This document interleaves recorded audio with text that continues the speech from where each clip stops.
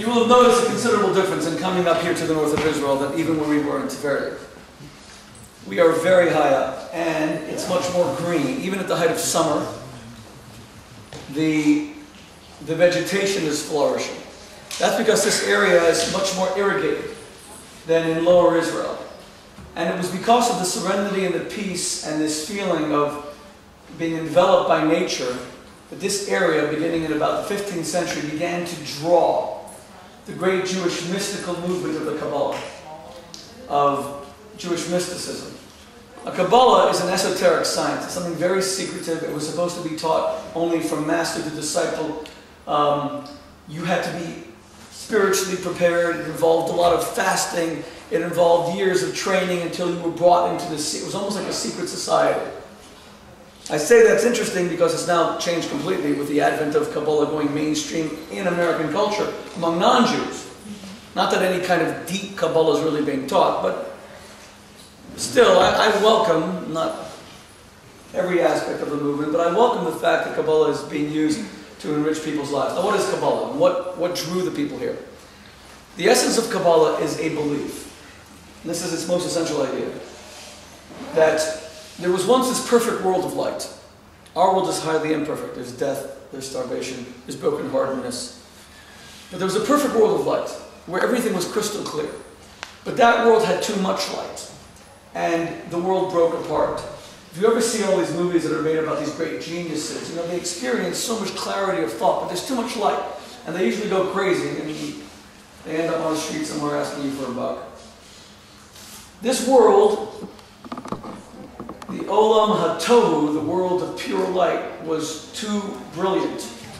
So it shattered. And little remnants of the light, little sparks of the light, 288 pieces, which subdivided into millions, fell into our world. So that our world becomes a mixture of good and evil. And our job on this earth is to refine the good, to extract it, to separate the good from the bad, and make the world more perfect. That's why our world is called Olam HaTikun, the world of repair. The world of, as we slowly make it the world of perfection. By the way, you can now begin to see why Kabbalah has become so interesting to people like Ashton Kutcher and Demi Moore and Madonna, and people like Michael Jackson. Why celebrities specifically? You see, celebrities live life entirely at the mountaintop. Every day is another movie premiere. Everywhere they go, just to buy a carton of milk, the paparazzi follow them. Everything, there's too much light. It's too intense. They really enjoy this teaching that the everyday life has little sparks of light that you have to find.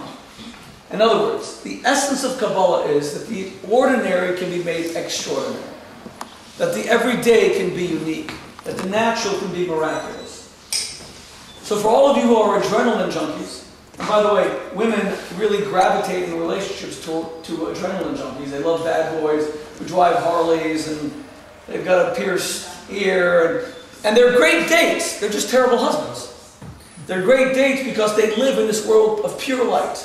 Everything has to be exciting. Everything has to be an adventure. But when it comes to transmuting it into a world of the everyday, they're terrible. They have no interest. It's very hard for them to be faithful.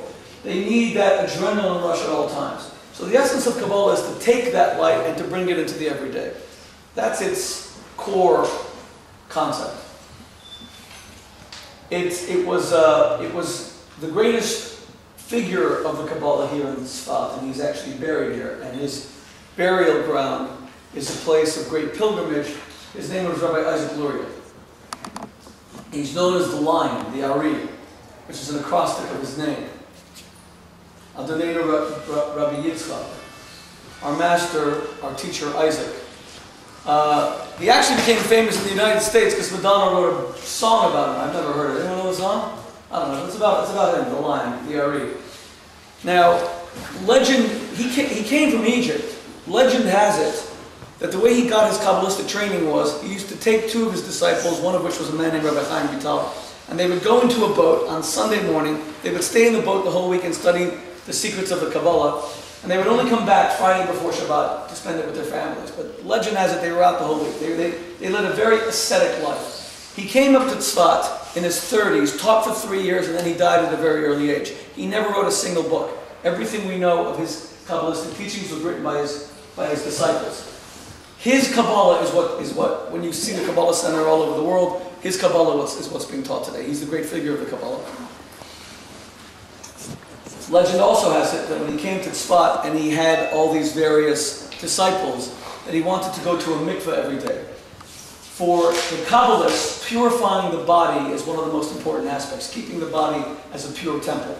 For that reason, the men go to the mikveh every day. Women also go to mikveh, but more irregularly. The men go to the mikveh every single day, but there was no natural spring. So legend has it that he prayed for a natural spring, and that out of the blue, the spring started to flow, and it became the most famous mikveh in the world. It's right here in Tzfat. It's called the Arizal Mikveh. Men come from all over the world to go to the Arizal Mikveh. It is absolutely freezing cold, and it is very refreshing, and it's quite an experience. They've beautified it a little bit since the time I was a rabbinical student in Jerusalem all those years ago, when you were really like jumping into just a big crevice of rock. Now it's easier to get in and out, but when I was last at the Arizal Mikveh, we took a birthright group 2 years ago, and like 20 men came with me. They'd never been to the mikveh before. As we're going in, so the mikveh guy, you'll see this guy that stands outside the whole time. I usually give him like a shekel or two because he takes care of the mikveh. So he says to all of them, "You want to hear a story?"